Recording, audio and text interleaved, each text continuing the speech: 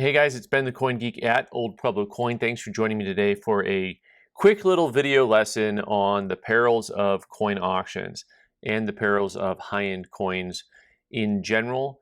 And something that you get something called confirmation bias when you have an idea, and then whenever you see something that reinforces that idea, it just helps you build on that idea, whether it's true or not. The statistics aren't really actually kept.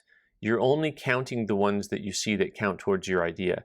All the ones that don't count towards your idea, you just instinctively ignore. It's a little bit like when I play basketball.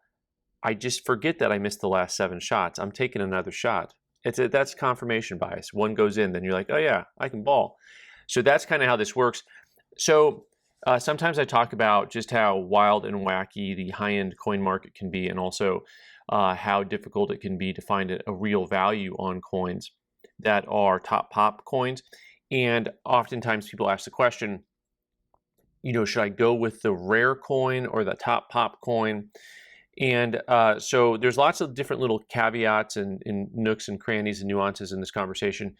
For example, if you're talking about some mid-century modern coin and the normal coins are $10 or $20, $30 and a top pop coin's $100, that's very different than when a common day coin is a few $100s, but the top pop is like 10 grand or more, and you get into a lot of different. Those are different risk scenarios, obviously, in both dollar amounts and possible losses. When you're buying a $100 coin, the most you can lose is $100. When you're buying a $10,000 coin, a little bit different, right? And generally speaking, when people ask that question about top pop versus rarity, I say rarity first and then grade second.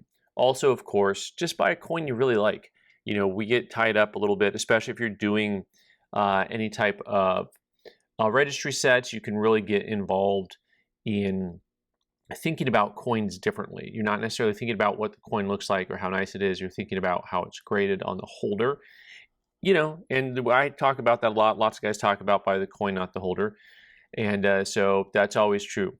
So I have a little story for you about a coin. Here's a little ditty about Jack and Diane. So there's lots of little interesting things about this coin in particular, because some of you will recognize this coin here, that 1896 Morgan dollar, and MS-68. 1896 Morgan dollars are not rare coins, generally speaking. MS-68, though, is a top pop. There's 168 star. There's only 4 in MS-68. That's NGC's population. PCGS has 3, also with none higher. CAC has 2 with none higher. So here we go down. There's lots of different rabbit holes to talk about here. First of all, when it comes to a lot of the price guides, if a coin has just a handful of coins known in the grade and they haven't traded for a long time and one traded, and all of a sudden, you'll see some price guide list a coin for like $16,000, which is what this coin lists for in CDN CPG, and CDN Gray Sheet it lists for $14,000.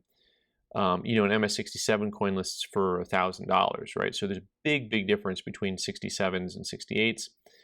CDN Blue Sheet is $14,000. So I got this coin. I had this coin previously. I've owned this coin a few years back, and I'm trying to remember. I think we transacted the coin for something like $12,000 or $13,000. So this coin came back around in the collection, and it's been on our website. At first we went fishing. Fishing is a real thing. I go fishing like everyone else does, where you have a coin that's like really scarce, top pop. When I got it back, the market was still burning up, and like we priced it at like $19,000, right? 18,000, 19,000, and like, okay, let's see what this does. Let's try to sell this coin. As recently as like 3 months ago, I've had lots of dealers look at it, and a lot of them said similar things, which was like, well, it's probably really a $10,000 or $11,000 coin.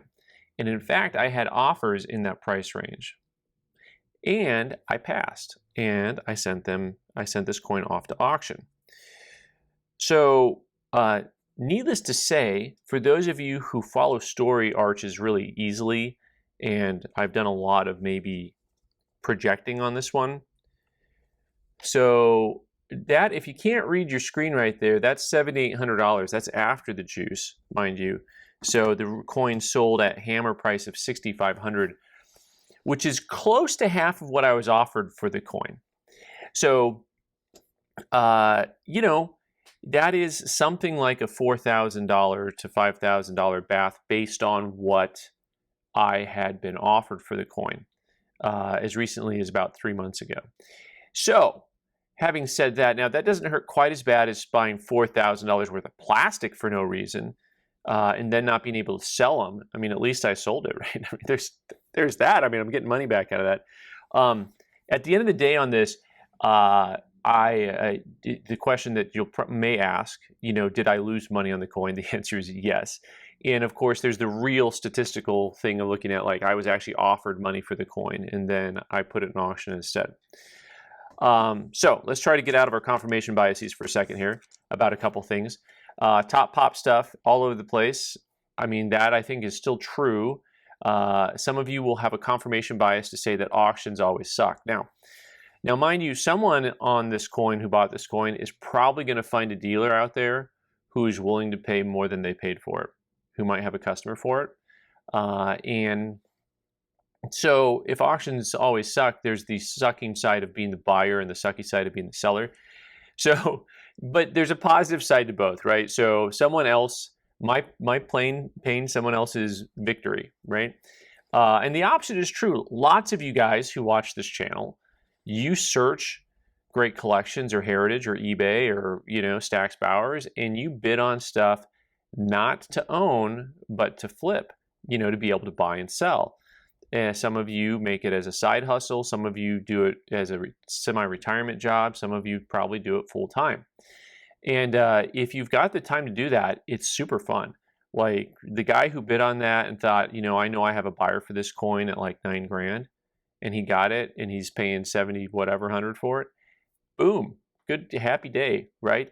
You can send the remainder balance to that check to Old Pueblo Coin, 4255 East Speedway, Tucson, Arizona 85712. Thanks. So, and you're welcome. So, of course, at times I've auctioned things off and been like super, super excited about it. I've sold things that I thought was going to sell for, a couple thousand that went for 2 or 3 times as much. And I had a customer once who consigned a coin for auction because I told him to. And the coin looked like it might sell for a few $1,000s, like $3,000 or $4,000, and the coin sold for $24,000. So now there's no way that you can take the $24,000 prediction or this MS68 Morgan and just hold them up all day long and say, look at this. This is how it works, right?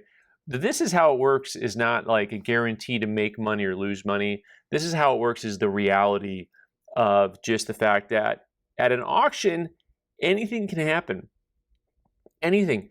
There's a story about a 1913 V-nickel that people thought was going to sell for $4 million, and it went up to auction, and guys didn't bid on it, and so it only sold for whatever, half that price.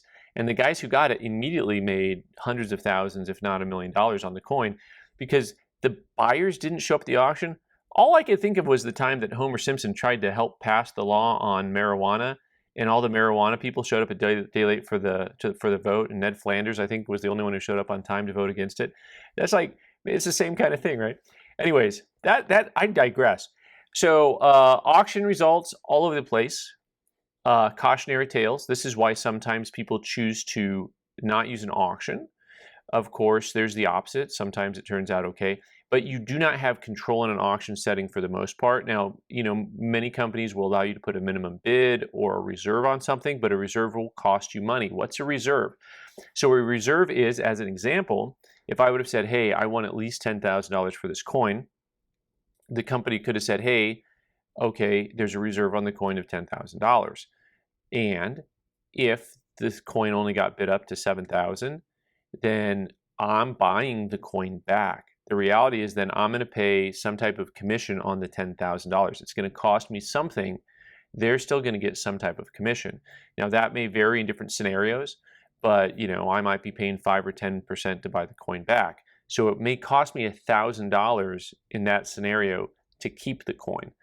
But the $1,000 is looking a little bit good right now compared to 4,000. It's just looking kind of tasty, actually, really. Why did I make this video? Okay, so I made this video so y'all could learn, and it's the Wild West out there in certain areas of the coin market. Not in all areas. There's lots of slow and steady stuff that trades all the time. Top pop stuff, a little bit different, and for every one of my loser stories out there, there's a really big winner where someone sold their penny for $24,000.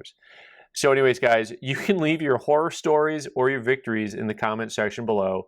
Thanks so much for watching. I'm Ben the Coin Geek. You can subscribe by clicking on the owl button in the corner and watch more videos on the right side of the screen. Thanks.